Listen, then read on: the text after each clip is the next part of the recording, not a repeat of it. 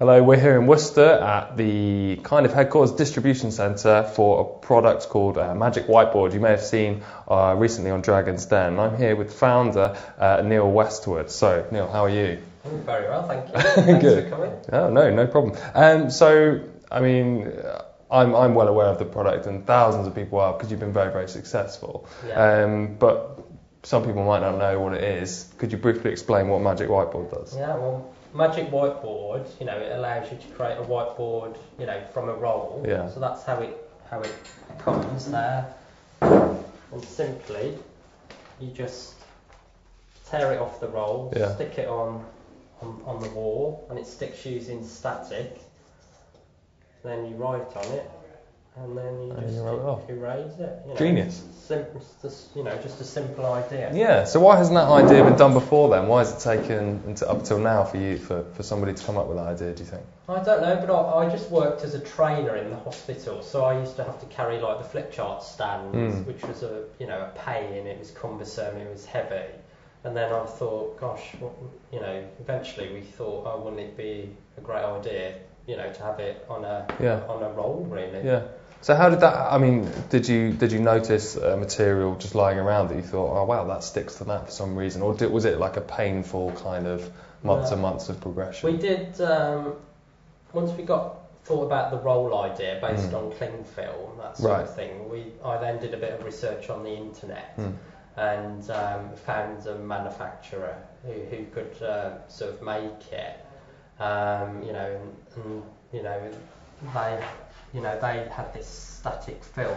Yeah. And then it sort of went from there really. Right. So we bought some, very, rough prototype product, plain box, and then we started selling it ourselves online, but we created the brand, Magic Whiteboard, registered the webpage, as most businesses start up, and then we tried the market to see if it was going to sell or not.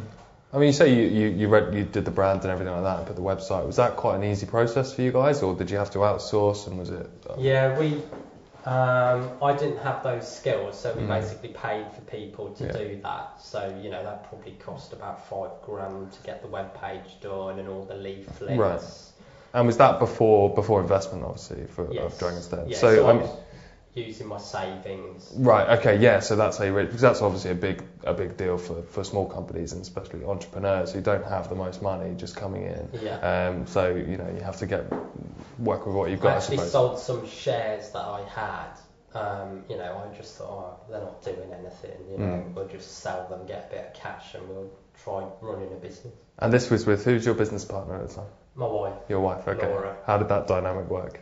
Yeah, really well. Yeah. So I'm like the sort of, enthusiastic one, prepared to take a risk, and Laura's, more sensible. She's the planner, thinks it through a little bit more. So it acts as a good balance, actually. Yeah. So where do you think you'd be now without that investment? Because you got investment from Theo and Deborah. Yeah, we got 100,000.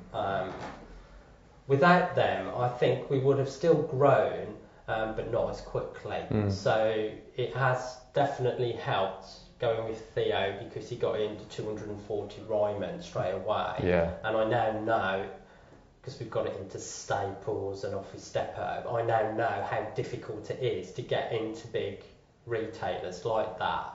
So it was actually a lot of value from Theo, and I didn't realise at the time, but it took like 18 months to get it into Staples, right. And it's now one of their best-selling products. And that was with Theo on board? And that was with Theo on board, and it still took that long. Yeah, exactly. So, that's a huge thing. People with a product out there, or even just an idea, that will be one of the major hurdles, would you agree? Yeah, it's one of the most difficult things to do. Yeah.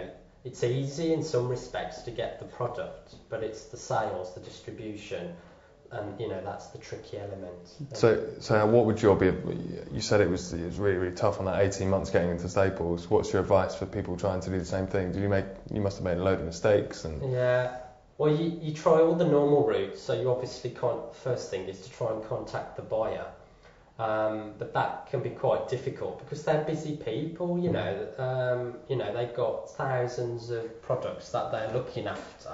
You know, why should they take your product? You know, why take something out the range that's selling and put yours in? You know, it's a risk for them.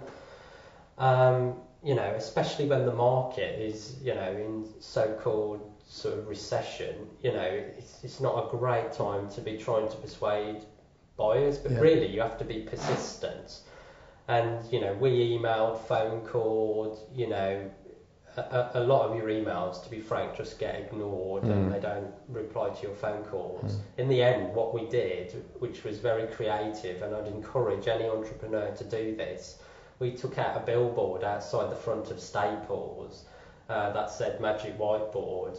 And after 2 weeks, the managing director was sick of driving past it, and he actually phoned me up and said, "You cheeky bugger, you can come in now." Oh, that's a great so idea. That was the thing that, you know, so it's that's the reason that got it in. But, you know, so you have to be persistent and, you know, creative, I think.